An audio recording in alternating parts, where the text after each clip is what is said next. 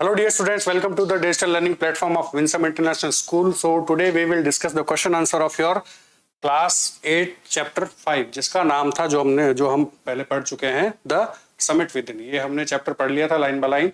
आइए देखेंगे आज इसके क्वेश्चन आंसर्स। देखिए सबसे पहला कॉम्प्रिहेंशन चेक पेज नंबर 80 का सबसे पहला क्वेश्चन क्या है। Standing on Everest the writer was, Everest के ऊपर खड़े होकर के जो राइटर थे वो कैसा फील कर रहे थे, वो कैसा लग रहा था। तो इसका आंसर क्या है, जुबिलेंट एंड सैड। इसका मतलब होता है बहुत ज्यादा खुश और कहीं ना कहीं थोड़ा दुखी भी थे, ये हमने पढ़ा था। तो सबसे ऊपर पहुंच के वो खुश तो होना तो जायज है ना, क्योंकि बहुत ज्यादा मेहनत करके ऊपर चढ़े थे तो बहुत ज्यादा खुश थे। दुख इसलिए था उनको क्योंकि वो इसके बाद में उनका ऐसा कोई टास्क नहीं था उनके पास जिससे कि वो माउंट एवरेस्ट से भी ऊंची कोई उनके लिए चीज नहीं थी चढ़ने के लिए, इसलिए वो बहुत ज्यादा खुश थे और कहीं ना कहीं थोड़े से दुखी भी थे। क्वेश्चन नंबर 2 देखिए क्या है। The emotion that gripped him was one of, और जो ऊपर पहुंचने के बाद जो उनको एक मेन जो उनके अंदर जो एक इमोशन पैदा हो रहा था, एक भावना उत्पन्न हो रही थी उनके अंदर, वो कौन सी थी। आंसर क्या है, humility and a sense of smallness. Humility क्या होता है, इंसानियत, और सेंस ऑफ स्मॉलनेस मतलब कि बहुत ही छोटा होने का सेंस, बहुत ही छोटे होने की भावना। इसका मतलब क्या है कि जब वो एकदम ऊपर पहुंच चुके थे, जब वो समिट पर पहुंच चुके थे, तब उनको अपने अंदर बहुत ही ज्यादा एक इंसानियत, ह्यूमिलिटी, और उनको फील हो रहा था कि वो वर्ल्ड में कितने छोटे हैं। मतलब कि वो पहाड़, उसके आसपास के एरिया, उसके आसपास के और भी जो वो माउंटेन्स थे वो इतने बड़े थे कि वो अपने आप को बहुत ही ज्यादा छोटा महसूस कर रहे थे। चलिए आगे चलते। देखिए क्वेश्चन नंबर 3 क्या है। The summit of the mind refers to, summit of mind refers to का मतलब है कि दिमाग की ऊंचाइयों, मतलब कि अपने खुद के दिमाग की ऊंचाइयों का मतलब। यहाँ पर इस लाइन का मतलब आपको क्या बताया गया है, यहाँ पर इस लाइन का मतलब आपसे पूछ रहा क्या है।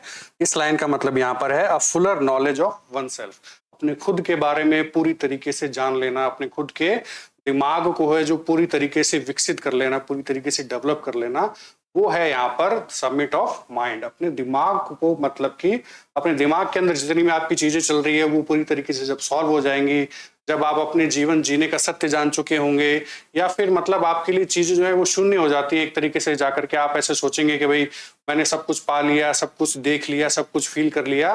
तो तब जाकर के जब आप अपने आप को जब आप पूरी तरीके से जान लेते हैं, तब आप अपने माइंड की ऊंचाइयों तक पहुंच जाते हैं। तो यहाँ इस लाइन का मतलब ये है। अब देखिए working with the text, page number आपके बुक में 18 पर है। क्वेश्चन नंबर फर्स्ट इसका क्या है, answer the following questions. What are the 3 qualities that played a major role in the author's climb. वो कौन सी 3 क्वालिटीज थी जिन्होंने इनकी चढ़ाई करते समय मेजर रोल निभाया था, या फिर ऐसी कौन सी 3 चीजें थी जो कि बहुत ही ज्यादा इंपॉर्टेंट थी जब इन्होंने माउंट एवरेस्ट पर चढ़ाई करना शुरू किया। कौन सी 3 चीजें थी, endurance, persistence and the willpower are the 3 qualities that played a major role in the author's climb. ये 3 चीजें हैं। एंड्योरेंस का मतलब क्या है, फिजिकल ताकत, आपकी बॉडी के अंदर कितनी ताकत है, आप मतलब कि आप कितने फिजिकली फिट हैं। परसिस्टेंस का मतलब क्या है, ये नहीं कि थोड़ी दूर गए फिर आप थक गए फिर आपने सोचा कि चलो वापस चलते हैं, ये वाली चीज भी नहीं होनी चाहिए। एंड विल पावर, और आपके मन के अंदर आपकी खुद की जो है विल पावर, मतलब कितनी स्ट्रांग होनी चाहिए। विल पावर का मतलब होता है इच्छा शक्ति। इच्छा शक्ति का मतलब क्या होता है, आपको काम करने की वो कितनी इच्छा है, मतलब कि कितना आपको उस काम करने के लिए, मतलब वो काम आपके लिए कितना जरूरी है, तो वो चीज भी आपके अंदर होना चाहिए। तो ये 3 चीजें आपके अंदर होनी चाहिए। एक तो आप फिजिकली फिट होनी चाहिए, और आपका जो मन है वो स्थिर होना चाहिए। ये परसिस्टेंस का मतलब होता है, स्थिर का मतलब कि आपका मन जो है वो दृढ़ होना चाहिए कि नहीं, मेरे को अगर चढ़ाई करनी है तो करनी ही है। और विल पावर का मतलब होना चाहिए कि जब तक आपकी खुद की मन से इच्छा नहीं होगी तब तक आप उस काम को पूरा नहीं कर पाएंगे। तो ये 3 चीजें हैं जो ऑथर बता रहे हैं कि उनकी चढ़ाई में सबसे ज्यादा जिन्होंने मेन रोल जो है वो निभाया। Their demonstration is must however, और उनका जो डेमोन्स्ट्रेशन मतलब इन तीनों चीजों को दिखाना, इन तीनों चीजों को यूज करना, इनका प्रदर्शन करना भी बहुत ज्यादा जरूरी था। क्वेश्चन नंबर 2 है, why is adventure which is risky also pleasurable. Adventure जो होता है वो रिस्की है लेकिन फिर भी वो आपको क्या देता है, प्लेजर देता है, आपको आनंद देता है। ऐसा क्यों होता है कि एक एडवेंचर है उसमें आपको रिस्क है खूब सारे, लेकिन उस रिस्क में भी आपको मजा आता है। क्यों आता है मजा, देखिए देखते हैं क्या है। A completion of an adventure one feels that everlasting joy of a lifetime. एक ऐसा एडवेंचर है जिसमें आपको बहुत ज्यादा रिस्क है, लेकिन जब आप उस एडवेंचर को कर लेते हैं तो उसको करने के बाद जो आपकी फीलिंग होती है वो आपके लास्ट टाइम तक, मतलब कि आपके पूरे जीवन भर वो जो है वो फीलिंग आपके साथ रहती है, वो जो रोमांच है वो आपके साथ बना रहता है। इसीलिए the feeling of a unique triumph and the happiness are felt. और उस समय जो फीलिंग होती है जो जीत की, एक अलग ही एहसास, एक अलग ही खुशी जो आपके अंदर होती है, तो वो जो है वो जो भावना है वो आपके साथ पूरी जिंदगी भर आपके साथ रहती है। दैट्स वाई दो risky and adventure is a pleasurable. इसके बावजूद अगर जो एडवेंचर आप कर रहे हैं अगर वो रिस्की है, लेकिन फिर भी आपको उससे आनंद मिलता है, आपको उससे मजा मिलता है, इसीलिए हम ऐसा एडवेंचर को करने से भी नहीं झिझकते हैं जिसमें हमें रिस्क होता है। ठीक है, अब देखिए क्या क्वेश्चन नंबर थर्ड आपका। What was it about Mount Everest that the author found irresistible? Irresistible का मतलब क्या होता है? जिसको रोका ना जा सके, जो कि अस्थिर होता है, या फिर जिसको हम रोक नहीं सकते हैं इस चीज को। तो माउंट एवरेस्ट के बारे में ऐसी क्या चीज थी जिसको ऑथर या फिर हमारे लेखक बताते हैं कि जिसको रोका नहीं जा सकता, जिसको हम चाह कर भी, जो कि चीज अस्थिर है, जिसको हम रोक नहीं पाते हैं, तो वो चीज कौन सी है माउंट एवरेस्ट के बारे में? तो वो चीज कौन सी है? The mount Everest is the highest peak in the world. सबसे पहली बात तो ये है कि माउंट एवरेस्ट जो है आप सभी लोग जानते हैं कि सबसे हाईएस्ट पीक है पूरे वर्ल्ड के अंदर। It is the mightiest ever and the numerous climbers had scaled it unsuccessfully before the author's expedition. और जब ऑथर ने या फिर जब लेखक ने चढ़ाई जब चालू की थी तो उनके चढ़ाई करने के अभियान से पहले ऐसे कई लोग थे जो कि इस पर चढ़ने में अनसक्सेसफुल रहे थे, असफल रहे थे, चढ़ नहीं पाए थे इसके ऊपर। क्योंकि माउंट एवरेस्ट क्या है, बहुत ही ज्यादा विशाल है, बहुत ही ज्यादा रिस्की है, आसानी से उसको पार नहीं किया जा सकता, आसानी से उसके ऊपर नहीं चढ़ा जा सकता।